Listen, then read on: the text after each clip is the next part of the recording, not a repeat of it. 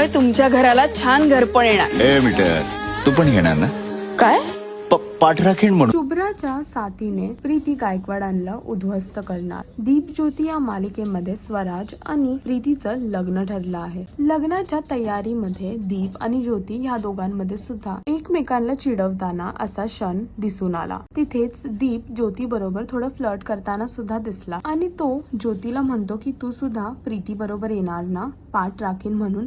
पण तितक्यातच प्रीतीची एंट्री होते आणि प्रीती म्हणते की तिची पाठ राखीन म्हणून ज्योती नाही तर तिची न झालेली सासू येणार. तर आता प्रीती शुभ्राला घेऊन गायकवाडांच्या घरात लग्न करून जाणार आहे आणि हे ऐकून सगळे आश्चर्य झाले आहेत. ज्योती सुद्धा प्रीतीला समजवायचा प्रयत्न करते पण प्रीती ऐकत नाहीये. आता बघायचं हे आहे की शुभ्रा बरोबर मिळून प्रीती गायकवाडांना उद्ध्वस्त करणार का, हे पाहण्यासाठी तुम्हाला मालिका पाहावी लागेल. आणि अजून अशी लेटेस्ट अपडेटसाठी टेलीचक्कर रिजनलला सबस्क्राईब करायला विसरू नका.